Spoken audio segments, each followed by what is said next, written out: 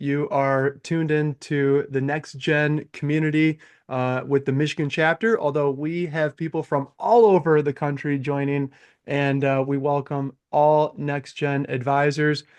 Today, we are really, really excited to have an extra special guest, Taylor Schulte, holding down the fort down in sunny San Diego. Taylor, how's it going, man? Thanks for joining.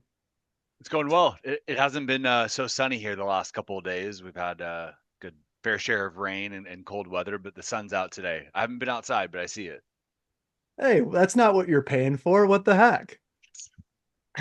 Well, look, we get sunshine like what is it, 320 days a year, so We I'll, don't I'll feel too bad for you, Taylor. We don't feel too bad. I am still trying to get over the seasonal depression after moving back from LA and still not 100% used to the winters here.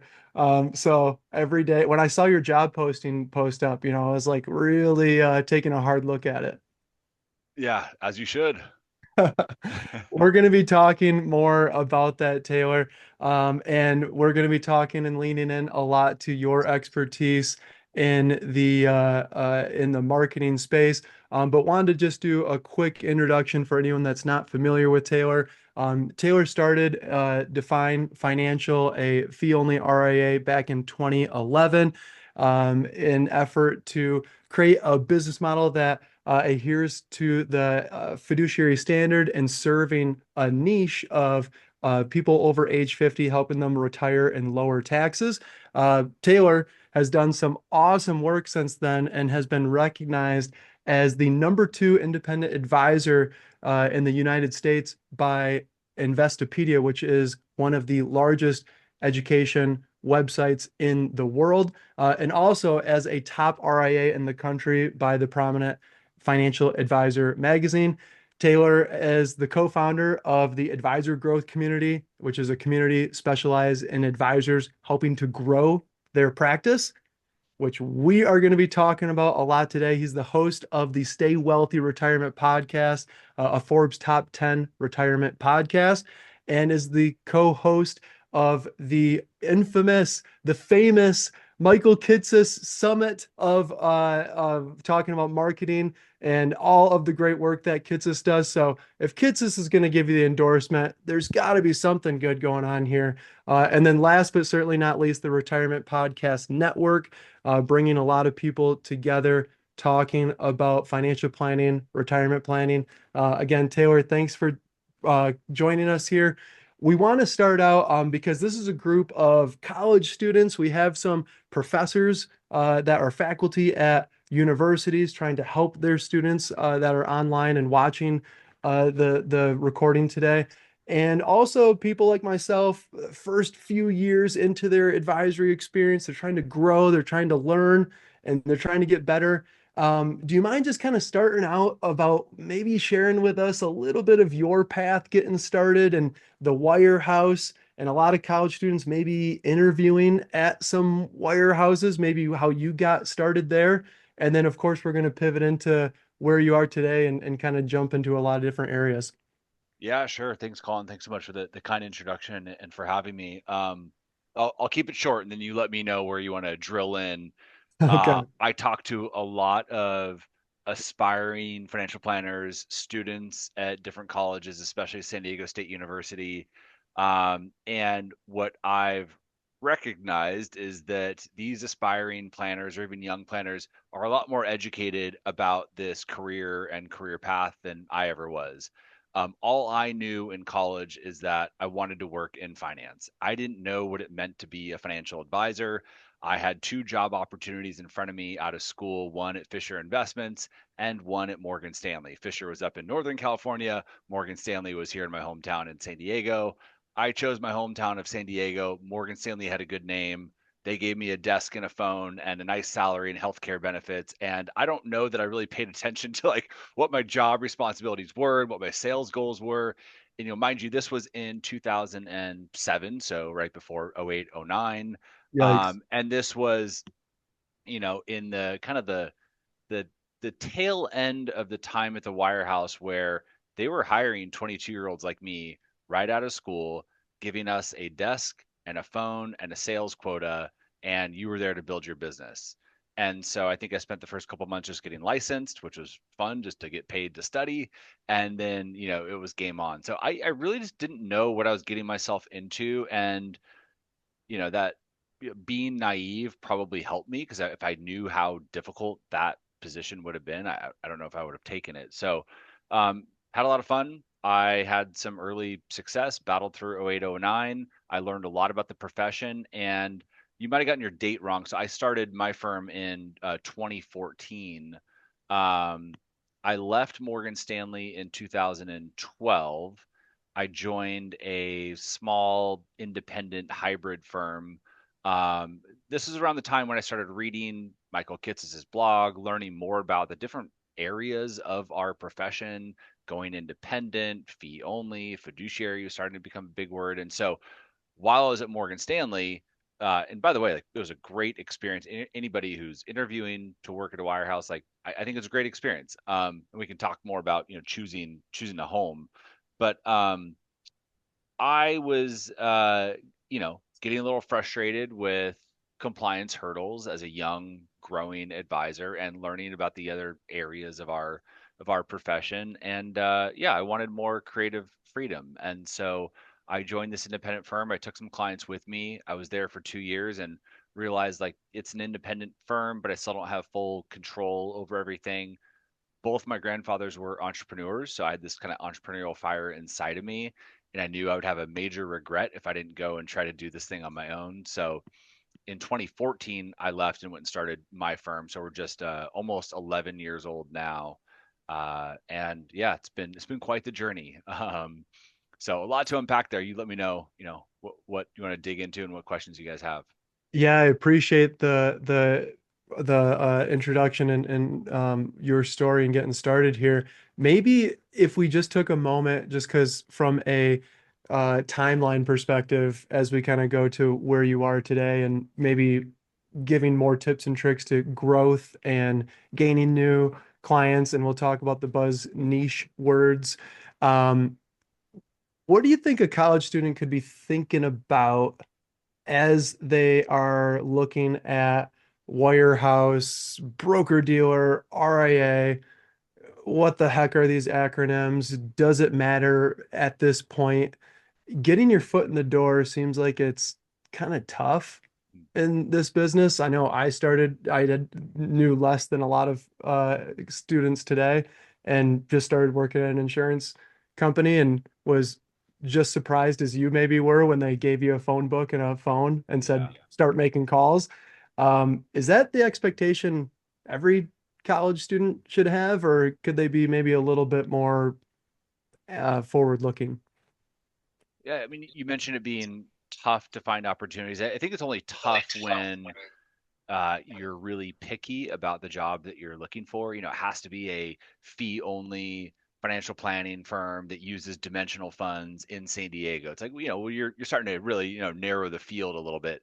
Um, so this is, I think if I rewind back to 22 and, forget the job that I took, but if I'm starting from scratch again, I don't think it really matters. I think you go get a job, any job in the world of personal finance, financial planning somewhere. It could be as an assistant at a firm. It could be at the service desk at Vanguard or Schwab Retail, or heck, even if it is Fisher Investments and you're just on the phones in the customer service department. I think there's a lot to be learned in those really entry level jobs. And if you excel and do really well and pay attention to the things that you like and the things that you're good at, use as a launch pad for your next position.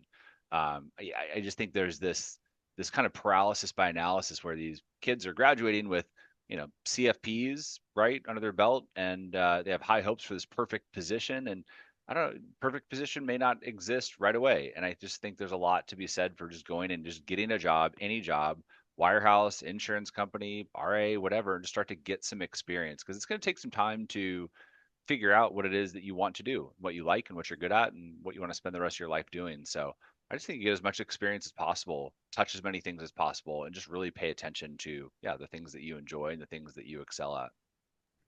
So wherever you land straight out of college doesn't have to be the end all be all.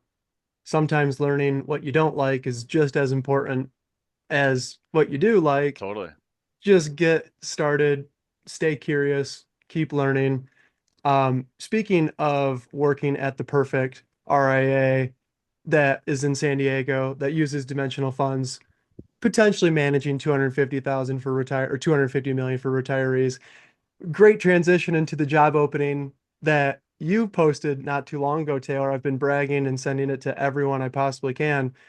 Do you mind sharing a little bit about the job opportunity that you have? And of course, if someone's here to apply, that's fantastic. But maybe even from a broader perspective, some of the things that you might be looking for in a candidate that would get you excited that students could apply even to other firms. Sure. Yeah, we're looking to hire an associate financial advisor. This person could have 0 years of experience or up to 3 years of experience. So, an entry level advisory position. It is an in-person position. All four of my team members here are in office. And so, in a perfect world, we'd love to hire another person here in office. If we don't find the perfect candidate, we will go out virtually. So, Colin, you can share a link to the page on our website, and I'll put it in the chat here when we're done.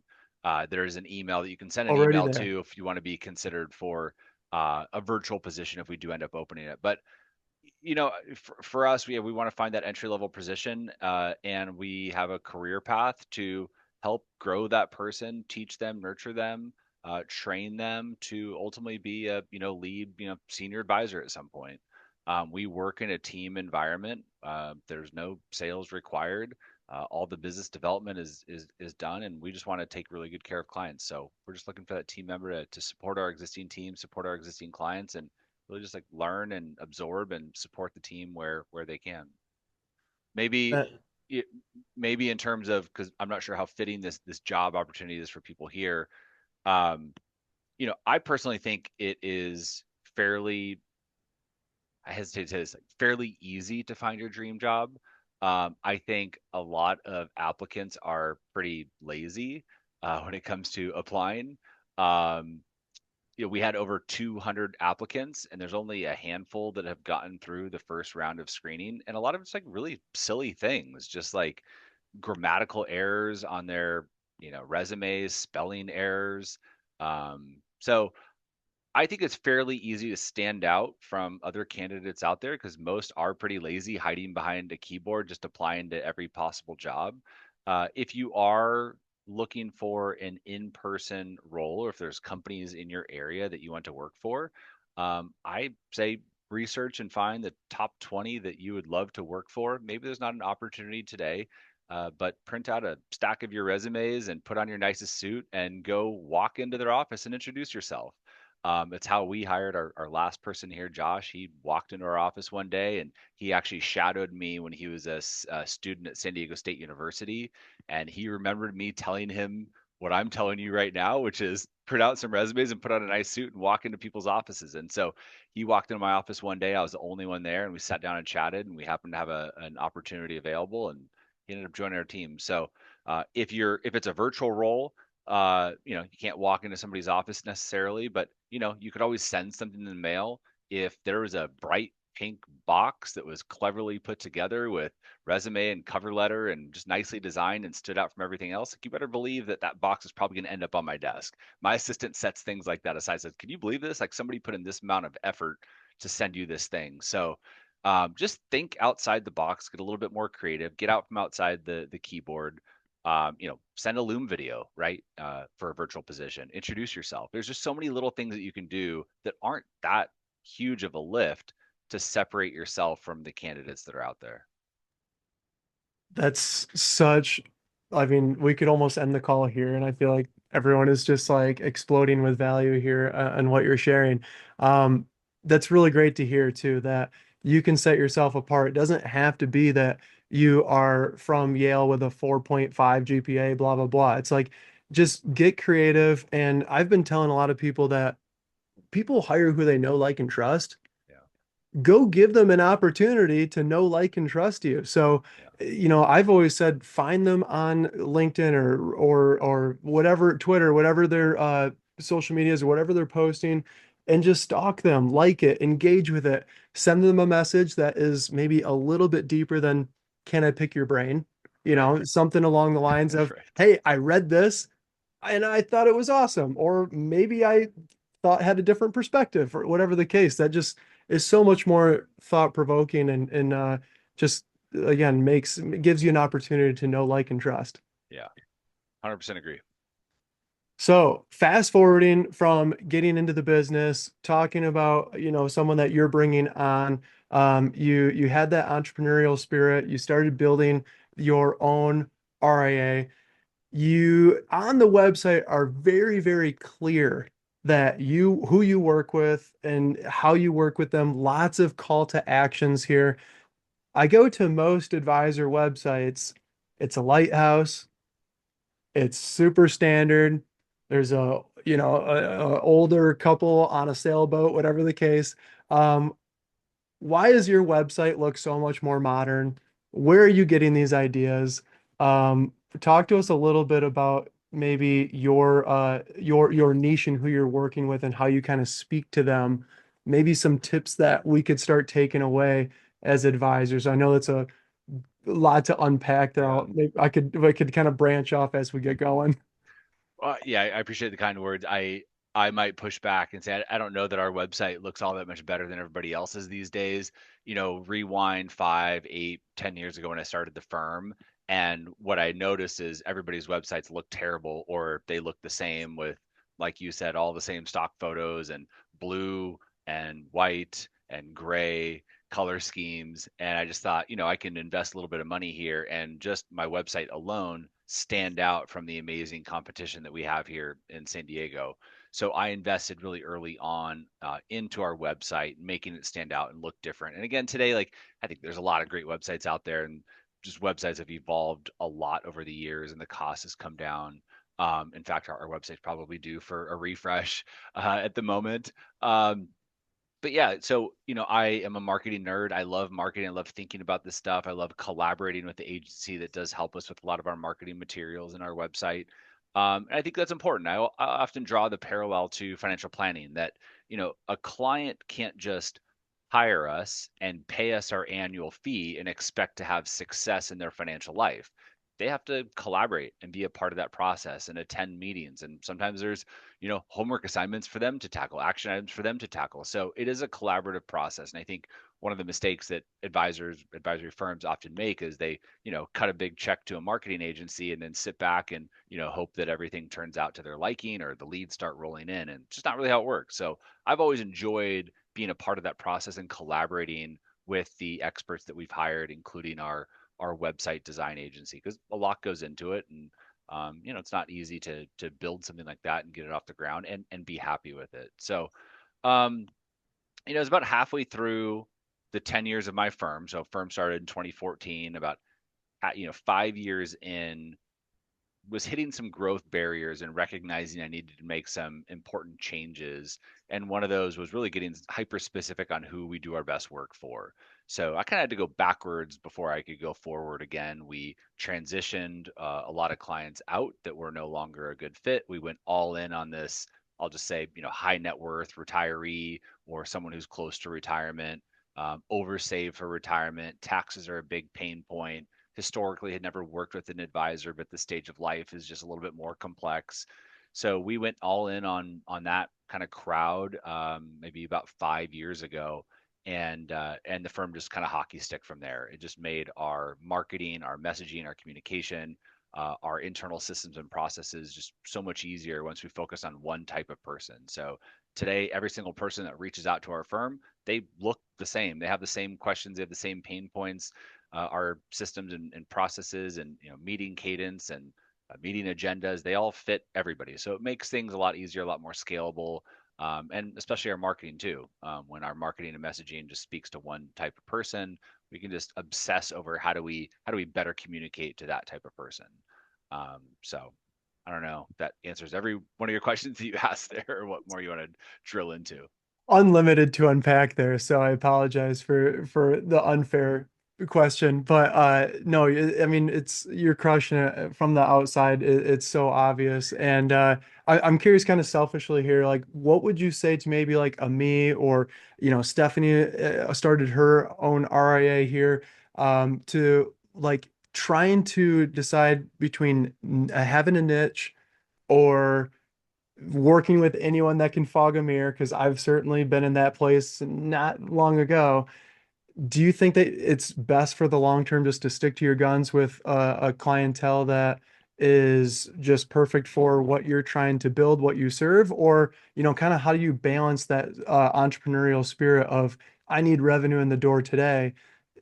Is it are you just actually going backwards, bringing on clients that are not a great fit, even if it's starting to pay the bills today? If you can Yeah. remember back in 2014. Yeah, well, I mean, a few things. Maybe first, before we go there, I was thinking there's this, very popular conversation of starting your own firm, and I always like to Mm, acknowledge that you don't need to go and start your own firm. And in yes, fact, great I point. I went in pretty blind and didn't really understand.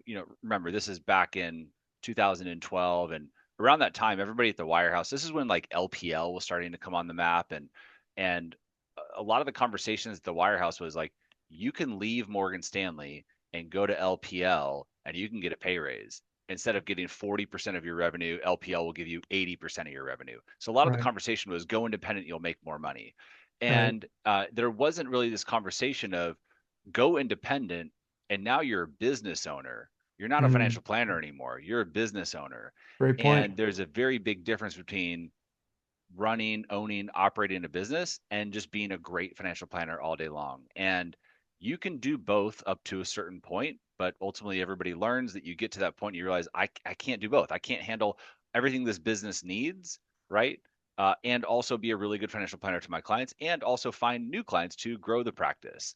And so I just think it's an important distinction to make. And I try to highlight it every time I'm talking to young people that think about it for a minute. And there's great books out there like the E-Myth Revisited, and there's great podcasts and business books and stuff. But really ensure that you understand what it takes to be a business owner and that that's really what you want to sign up for. I often share the story about this very like trendy barbershop here in San Diego where guys will like wait out the door for like hours to get into this place. And one of the guys that cuts hair in there is really popular, and a lot of people would be waiting for him. And he got so popular, he decided, you know what, I'm just going to go start my own barbershop because I'm giving these people, a cut of my revenue. I'm going to go start my own barbershop. I've got this following.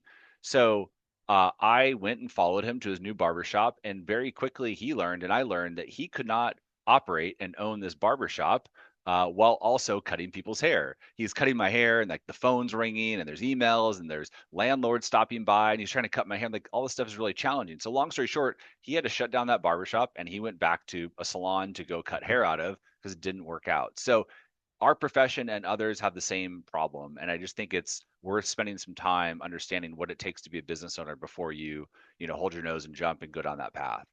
Um, so, with that out of the way, your question about a niche.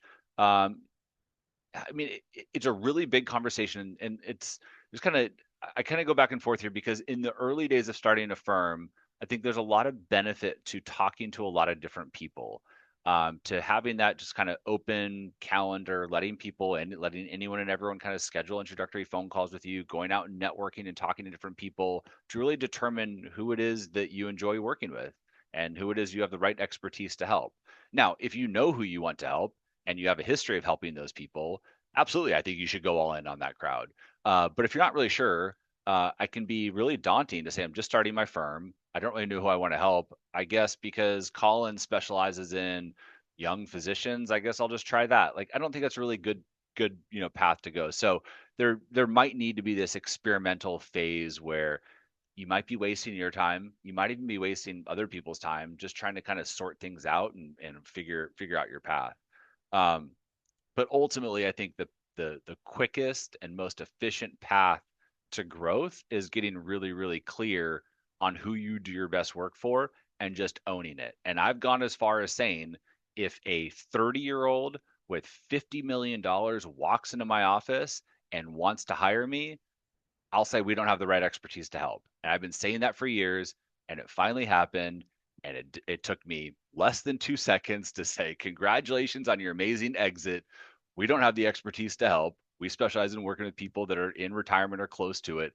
Let me introduce you to my good friend Steven down the road. He works with people just like you. And so it requires that sort of ownership and conviction in your niche in order to have that sort of success. But when you own it and you really stick with it, and everything that you've built is around that niche, it's just really amazing to see how much growth can occur. And you just think about every other area of your life. If you're going to go hire an attorney, or you're certainly not going to go hire a divorce attorney to help you with a personal injury incident, or a neurosurgeon to do foot surgery, and all these sort of analogies that you can use. You want the specialist. And so, when I go out and seek help, I'm even looking for a video editor right now. I love making family videos, but I can't make them anymore, just time commitment. So I'm like looking for a video editor that specifically edits and makes awesome family videos. Not every video out there, but like family videos. So yeah, so I think it is the quickest and most efficient path to growth. Maybe the last thing I'll say, because I think you mentioned something about this, about investing in your business, but um, or in the early days, just trying to get revenue in the door. I think you have to accept that you may not have revenue for 3 years and have an appropriate runway and cash savings while you build up your business. It's a pretty amazing business to be able to start without much of an initial investment. You think about like buying a McDonald's franchise or starting another business, like you're spending hundreds of thousands of dollars to start this thing. And advisors are often scared to spend thousands of dollars. So I think it's important to, yeah, invest in your business, but also recognize it might take some time for revenue to come in. And if you make too many exceptions, you'll end up like me, where I had a chaotic practice halfway through my career and I had to go backwards before I could go forward again. So there's a lot of big things to think about and decisions to make. I really appreciate you acknowledging off the bat there. Not everybody needs to or should go start a business. If you love financial planning and nerding out on the numbers, starting a business might actually be the worst thing for you, to your point, because you're probably finding that you're in that pivotal moment yourself, maybe, where you need to decide, do I serve more clients or do I hire? Hence your hiring to do that and kind of taking more of that business owner hat and potentially doing less financial planning. Yep. Yeah. I can't find it, but Harvard did this study years ago, talked about the different career paths. So they like looked at different industries. So take financial planning, for example, and they measured people who were employees, financial planner employees of firms, and their net worth growth, and then those who owned financial planning firms. They did this in other industries as well. And they charted their net worth growth over time, and those two individuals ended up in the same place after, I don't know what it was, 30 years, where the business owner, the one who started the business, their net worth went down in the beginning, right, as they're investing in their business and not making much money, and then ultimately kind of caught back up towards the end, where the employees started off making a good salary, that salary grew, their savings grew, and they both kind of ended up in the same place at the end of the day. So, sure, I mean, we've all heard the stories of starting a financial planning business and selling it for large multiples and cashing out.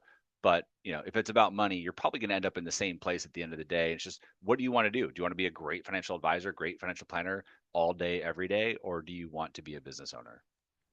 I absolutely love that, and I see it all the time. And Kitsis talks about that as well. Yeah. Of you get to a certain revenue point, and then you hire and say goodbye to all of this awesome income that you have, and you just kind of keep doing that over and over again until maybe, just maybe, you get to sell the practice.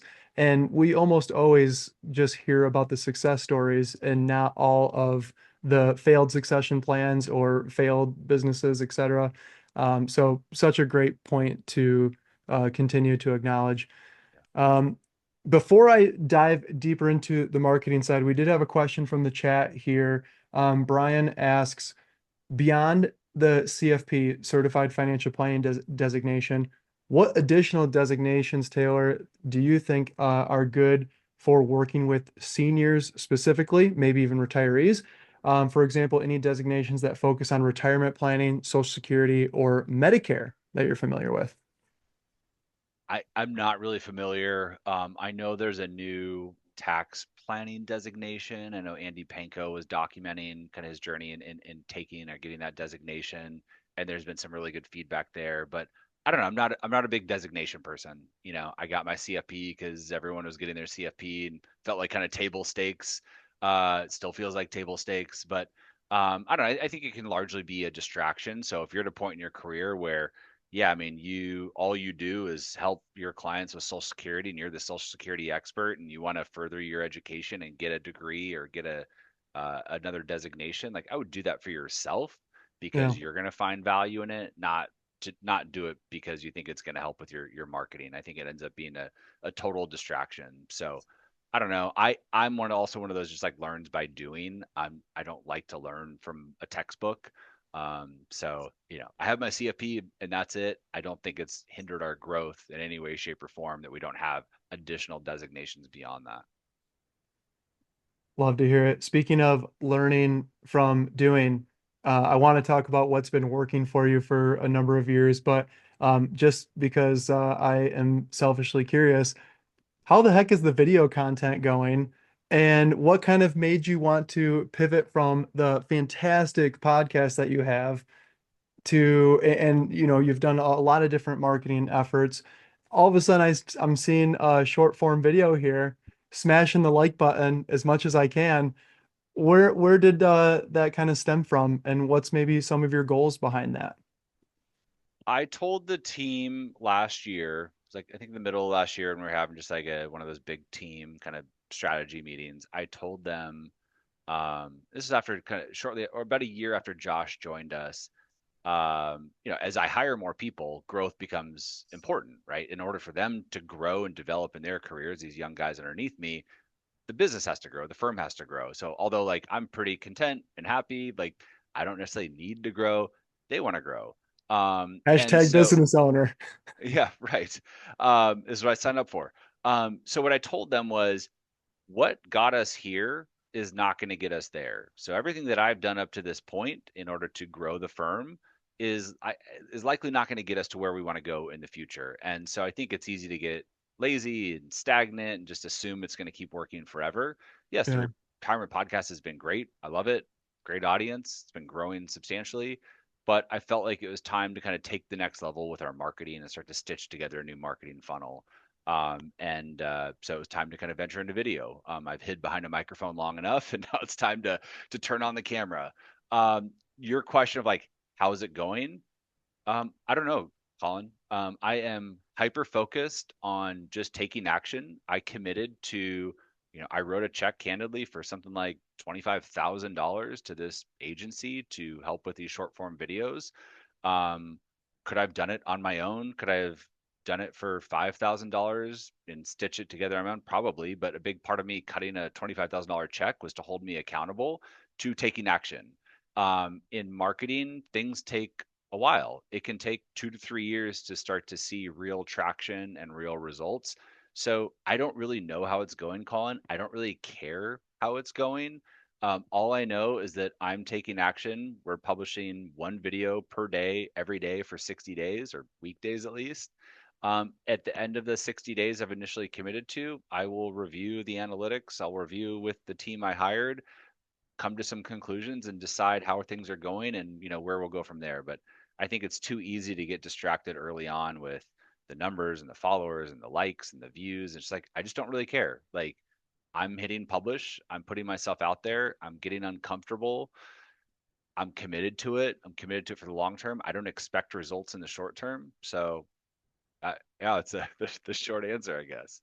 I absolutely applaud you for having the guts of just saying, I don't care slash I don't know. That's a really scary thing to say, especially Yeah. when you are coined as being one of the best marketers in the financial, in the RIA space. I mean, everyone knows Taylor Schulte and marketing just hand in hand.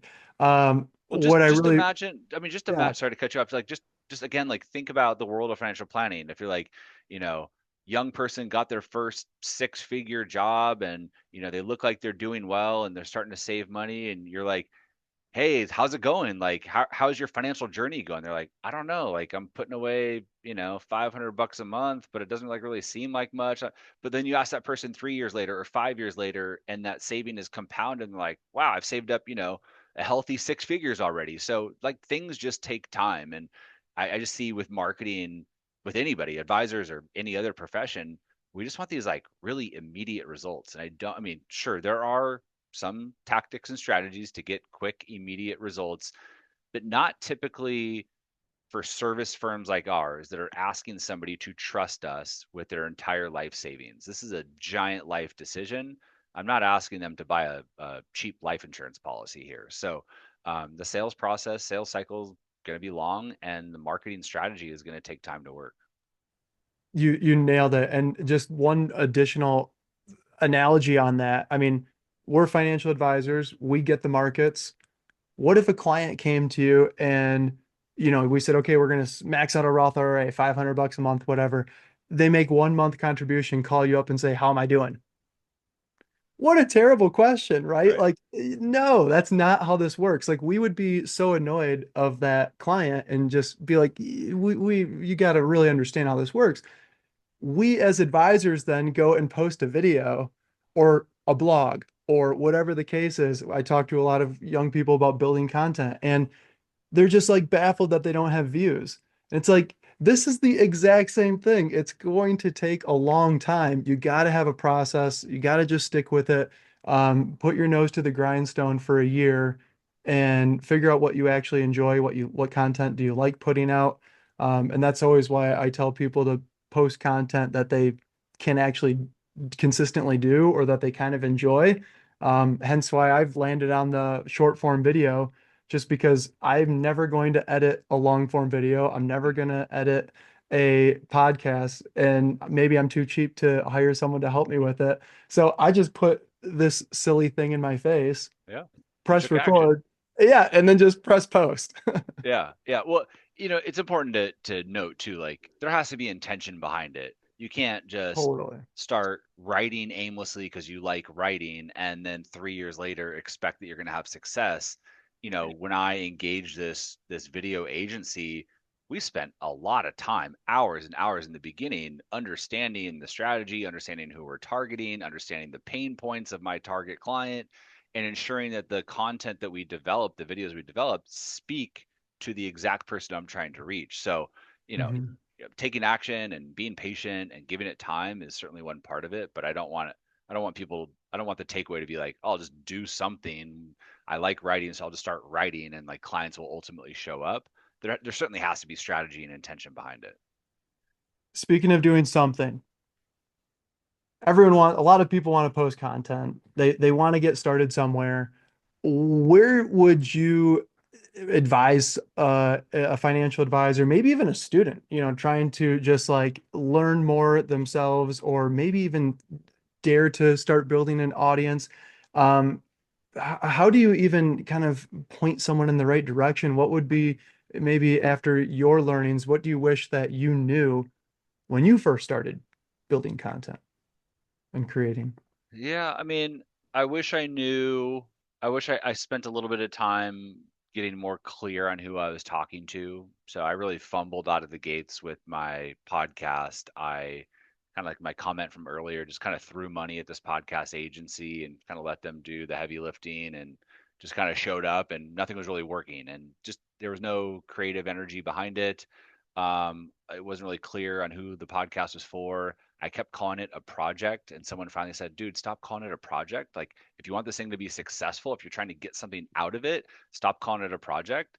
And so I just kind of treated it as just like, yeah, I'm doing this thing, I'm putting it out there, but I wasn't really clear on anything. So it wasn't until I got crystal clear on who my ideal listener was, what their pain points were, that the audience started to finally grow. So I think that's what I would say is like even in the early days, it doesn't have to be, you know, young physicians who just got out of school and they're riddled with student loan debt, whatever. Like it doesn't have to be that specific. It's like I really enjoy speaking to young professionals, maybe making a certain amount of money and identifying some of the pain points that those young professionals have and starting to create some content around that. So I think that's an important step alongside what form, what medium do you enjoy producing content? To your point, like, to you, it just felt comfortable to pick up your phone. I always admired you for that. I mean, I remember years ago calling you, like, walking around and one of the piers and whatever, wherever you're living in Newport or whatever, like, just like cruising around like with your phone in your face and recording these videos. And I remember thinking, like, I would never do that. Like, I could never do that, and I don't want to do that. And but it felt comfortable and authentic and natural to you, and it was your way to get content out there and to start to learn. And you mentioned, learning. I mentioned learning by doing, and I've learned so much by publishing content. It forces you to think through what you're putting out there, and it forces you to do research, and it forces you to refine your scripts. And especially, these videos that I'm publishing and putting out there on LinkedIn for all my peers to see, like, you better believe, like, I'm triple checking things, and that it really forces me to be better. So you learn a lot by writing, doing video, podcasting. You can't just sit, behind a computer, behind a textbook all the time to learn these things. Sometimes it takes actually taking action. I'm glad you've seen a couple of the videos. And Taylor, you've been a mentor of mine for a long time. I don't know if you remember back in New Orleans. I was picking your brain when you were speaking at one of the next gen conference gatherings, and you helped with my website of more call to action with the really simple, like, I think I even just when I first did it was the two-step process. Yeah, And it seriously helped so much. So I can't thank you enough personally. yeah. And I know we only got you for 5 more minutes here. So if anyone has any questions, feel free to come off mute, ask questions, keep typing in the chat, and I can ask questions from there. But as people kind of come up with some questions, um, Taylor, you also on the side built a community for advisors. There's a lot of advisors here looking for community, hence our community. Maybe there's an opportunity there. Do you mind just sharing just a fuzz about the advisor growth community and maybe what someone could expect potentially joining? Yeah, I think first I'll just share that just community is absolutely critical. It doesn't have to be a large community. It doesn't have to be an online community. It doesn't have to be multiple people. When I was, let's see, I think this was in 2010. So just a few years into my career, I started to realize that, like, at Morgan Stanley, I had 50 brokers around me that I could certainly go and ask questions to, but we all just kind of lived in this little bubble. And so I told my wife one day, I was like, you know what? I'm going to commit to having coffee, breakfast, lunch, a beer after work with some other financial advisor every single week. And she thought I was crazy. She's like, why would you go and talk to your, competitors? Why would you go and, like, have these conversations and waste your time? And I just recognized just how much I could learn from other advisors. And so I would sometimes drive hours to go meet with an advisor that I cold DM'd or cold called or cold emailed, or met at a conference and said, "Hey, can I buy you lunch one day?" So I've done that every single week for most of my career. Now I have multiple conversations like this per week. I've got a great mastermind group, and we've got text threads, and I've got Slack, and I've got the AGC. So, like, I'm overwhelmed at this point with community. But if you can't commit to an online community, or you're struggling to get more involved with FPA, just committing to one single one-to-one meeting with a different advisor every week is wildly, wildly valuable. Um, so what I learned is that it's really tough to make those one-to-one connections and reach out to people and get lunch on the calendar. And so I don't know what it was now, 6 years ago or something. Justin Castelli, fellow advisor and friend, I went to him and I said, "Hey, what if we formed an online community to make it easier for advisors to connect with each other? I don't have to drive hours to go meet someone. I don't have to cold DM them. We can bring all these awesome like-minded advisors all into one place and help facilitate these conversations and facilitate these connections." And so, think Facebook, LinkedIn, Twitter, all kind of smushed together into this online community. And so the difference between the AGC, the advisor growth community, and other communities that are out there is that we are strictly focused on community. So community is number one. We have content, we have other webinars and things to get involved and discounts and things like that, but community is number one. You join because you need and want community. There's a lot of other great organizations out there, like the FPA, like XYPN, like Carl Richards Network. but they lead with content first. They lead with conferences. They lead with webinars. They lead with vendor discounts. And then community is just kind of like on the back end. Like, oh, by the way, if you also want a community, here you go. So we flip that on its head and like you join because you need and you want community, not because you want to double your business, triple your revenue, just because you want to be side by side with like-minded advisors who want to get better every single day. Not just better advisors, but better friend, better father, better spouse, better, just become a better person. So we have about 170 advisors around the country. We have a few outside of this country that are that way. They're like-minded. They lead with an abundance mindset. They want to get better every day. And we're in this online private community every day, swapping ideas, connecting people one to one, and it's been a lot of fun to build. That's so cool. I'm jealous just because we're building like a lighter version here. Our like go-to is just make friends, become a better advisor. Like Yep. that's what it's all about. Let's see, give a couple more minutes to see if anyone has any other questions. And if not, I'll take that as a compliment. Then I hit on all of the topics to the fullest extent. Hey Uh, Taylor, I will just ask a question Yeah, real please. quick. Do you, or when you were starting, did you follow any formal marketing strategy or like, I guess, how did you come up to come up with where you are today? I did not. I, the downside of owning your own firm and having all the freedom in the world is it can get you into trouble too. You can do Right. too many things and spend too much money on things that don't work, and it can become, yeah, it can become a huge distraction. So I fell into that trap for a period of time. And it's tough too because you start to have some success, like, oh, this person on Instagram, they reached out to me, and this person on LinkedIn, and I went to this networking event and I got one client out of it. And so then you start to like worry that you have to continue doing all these scattered things. But it wasn't really until I got really focused. And so, yeah, so to answer your question, in the early days, no.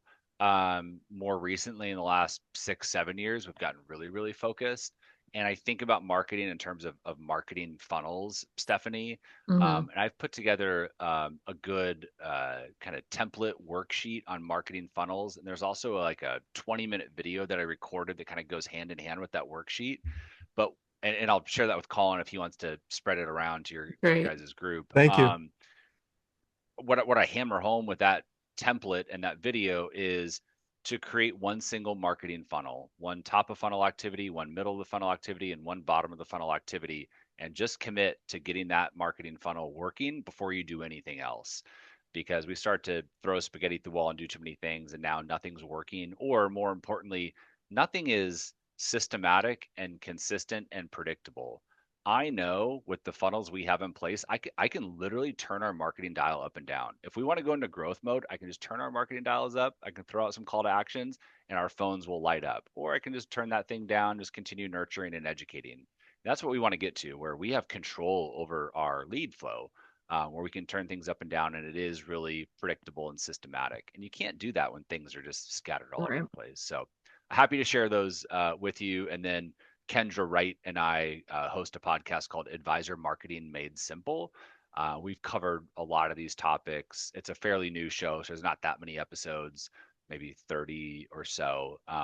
But we cover a lot of these topics that we've touched on here today in more detail. And if you don't know Kendra, she is.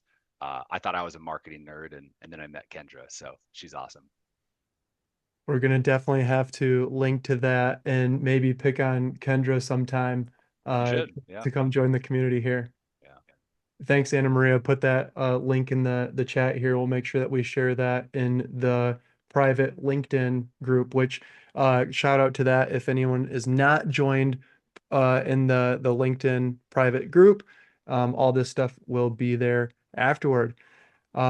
Taylor, I couldn't help but think, could you give us example of that top, middle, and bottom that you were just talking about? Stephanie, I don't know if you were just thinking that too, but like what's going Like, on? will he give away the secret sauce? Yeah, yeah. yeah, There's nothing yeah. Or secret, just and an example of some yeah, yeah, sauce. and I've got examples in that template. Yeah, there's nothing Good. to hide. There's nothing to hide here, but a very simple example is I started this retirement podcast, and the retirement podcast is what I would call a middle of the funnel marketing activity. Its only job is to nurture, build trust with people, show my expertise. The purpose of this retirement podcast is not to turn strangers into clients. So the retirement podcast is the middle of my funnel marketing activity where I'm attempting to build trust and show my expertise. I need a top of funnel activity in order to get people to listen and subscribe to this podcast. I can't just start a podcast and expect people to show up. Like, sure, there is some native discovery, and some people might stumble across it, and my mom might share it with her friends, but it doesn't really turn into like a real thing until I have a top of funnel activity that helps bring awareness and get subscribers to this podcast. Um, I could swap the podcast for a YouTube channel or a blog or in-person seminars. These strategies are middle of the funnel activities where I'm building trust. You need a top of funnel activity to get people there. So for me in the early days, it was search engine optimization. So even today, if you go to Google and you type in retirement podcast or best retirement podcast, some version of that keyword, my podcast will show up on the first page of Google. Sure, there's others that will show up as well, but my podcast is optimized to show up on the first page of Google. So a certain percentage of people typing that into Google will find my podcast, give it a listen, and a certain percentage of those people will like it and subscribe. So that's one top of funnel activity that brings awareness to my middle of the funnel activity where I'm then nurturing my ideal clients through the podcast. And then from time to time, I have a strategy to move them to the bottom of my funnel, which is essentially my sales process. So in that video that I'll share with you guys, and in that template, there's a lot more examples for you to look at, examples of other advisors as well. Awesome. Thank you so much, Taylor. This has been a real treat. We really appreciate that for everyone joining live. So much to learn here, and anyone watching later on. Can't thank you enough, Taylor. We really appreciate it. Yeah, you're very welcome. Thanks for having me.